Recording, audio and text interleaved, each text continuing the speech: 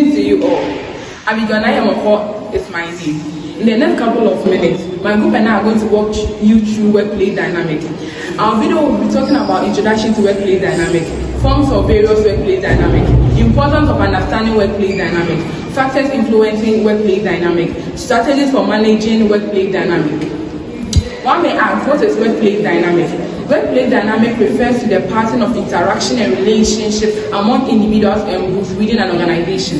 This dynamic influences how work is performed, how employees interact with each other, and how organizational goals are achieved. The various forms of workplace dynamic. We have the communication dynamic, which talks about how employees communicate within the organization. We have the formal communication. It's a structured method like meetings, emails, reports, and official memos. We also have the informal communication, which is the casual conversation, water cooler talks, and social interaction within the employees. We also have the feedback mechanisms, which is the process of giving and receiving feedback, including performance review and regular check-ins. The second one is the leadership dynamic. The leadership dynamic involves the autocratic leadership. Decisions are made unilaterally by leaders without much input from employees. This autocratic leadership is a very strict kind of leadership where the employer do not take information from the employees. We also have the democratic leadership style. This one is leadership seeks input and feedback from employees before making decisions. This style is very flexible, where the employer takes information and decisions from the employees. We also have the transformation leadership. Leaders inspire and motivate employees to achieve their highest potentials and embracing change. I'll leave it to my group members to also continue. My name is Boamah, and I would like to continue with where my colleague ended. That's the various form of workplace dynamic. 3. Team dynamics. With the team dynamics, it's into 3 sections. We have cohesive team, dysfunctional team, cross-functional team. So with a cohesive team is when the team have a strong bond, they trust and they collaborate together. Whilst the dysfunctional team is opposite to cohesive team. With a dysfunctional team, they don't agree with each other. There is conflict and there is also poor communication and low morale. With a cross-functional team, this is whereby a team from different departments come together to achieve a common goal. Organizational culture. With the organizational culture, it's into 3 forms. We have the hierarchical culture, the clan culture, and the adhocracy culture. So I would like to explain it one by one. So the hierarchical culture, it emphasizes on the structure, formal rules, and top and down decision making. This has to do with the top management. And bosses on making decisions. Clan culture, this is whereby the employees and their superiors are like a family in the organization. Advocacy culture, this is whereby creativity is encouraged.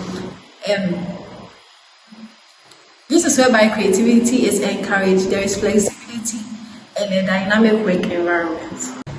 The 5th point is power and politics. Another power and politics is into 3 folds. We have the formal power, informal power, office politics.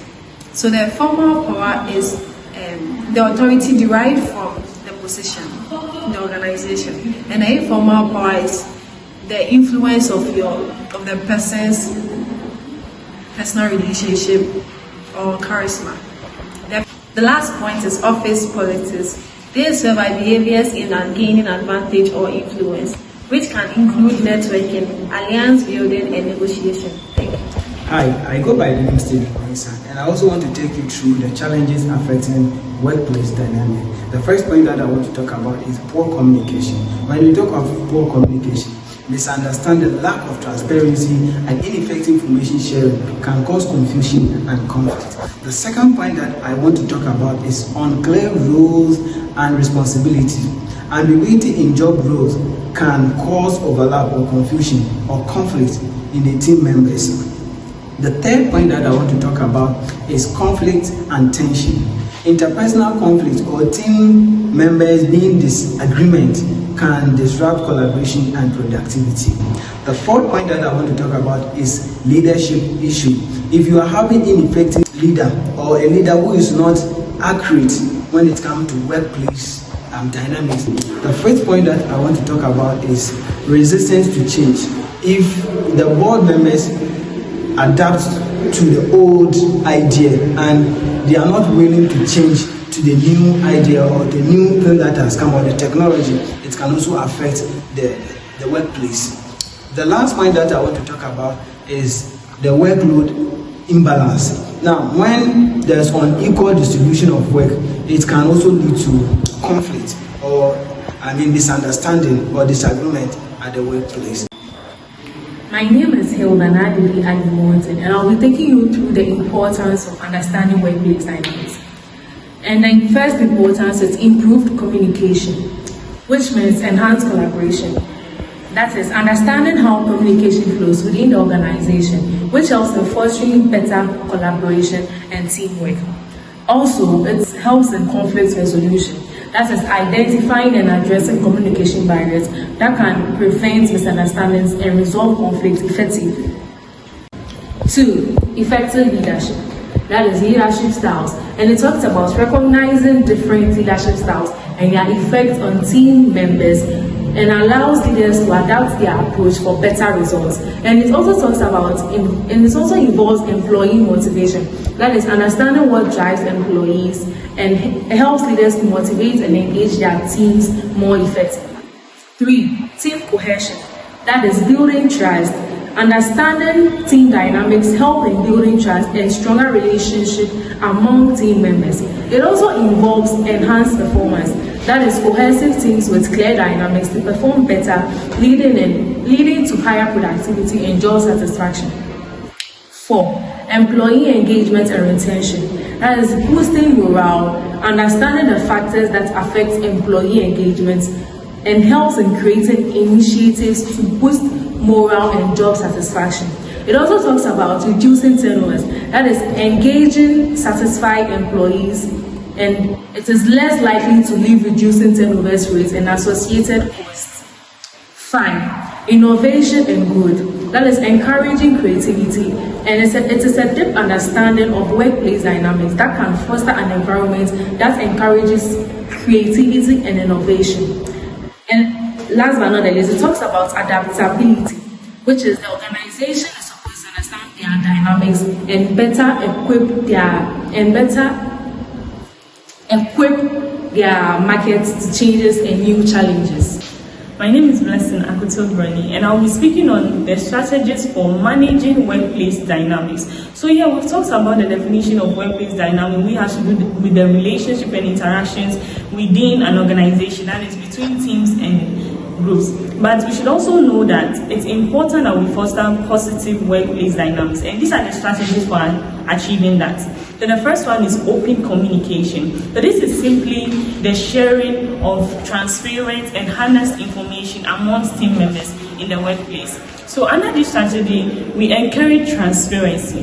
We foster an environment where employees feel comfortable sharing their thoughts, feedback, and concerns without fear of repercussions. So we also have regular check-ins. It's advisable that employers do these regular check-ins, that they schedule regular one-on-one meetings and team check-ins to discuss progress, challenges, and any interpersonal issues. The second strategy here is conflict resolution. So conflict resolution is simply the managing of conflict, disputes, or disagreements in the workplace. So with this strategy, it addresses issues early. That is, it tackles conflicts as soon as they arise. Delaying can escalate tensions and then impact team cohesion. Then in conflict resolution, we also have something called mediation. So mediation is simply having a neutral third party to discuss or to bring forth the problem, and then he would resolve the conflict effectively.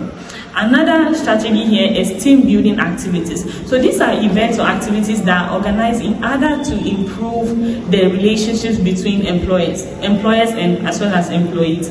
So these team building activities could vary from workshops to problem solving tasks and also social events. So under this, we have to organize activities, just as I said, engage in team building events, both in-house and out of office, to strengthen relationships and then to promote teamwork.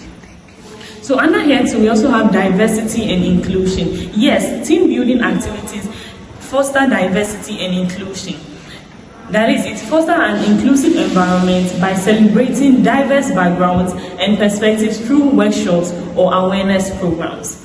Another strategy is cultivating a positive culture. This is very important, especially in the workplace. So this simply means prioritizing values, encouragement, and also integrity. So under here we have recognition and reward. That is to acknowledge individual and team achievement to boost morale and motivation. It also supports feedback. Create a culture where constructive feedback is valued. That is training on giving and receiving feedback. So the last point here, which is one of the most important strategy, is flexibility and adaptability.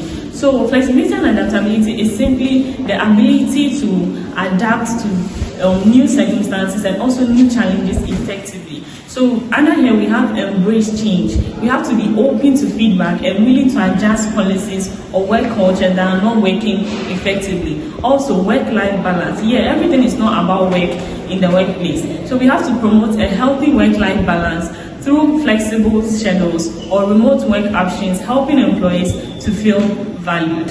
Thank you for listening. Please don't forget to like, Comment. Share and subscribe. Thank you.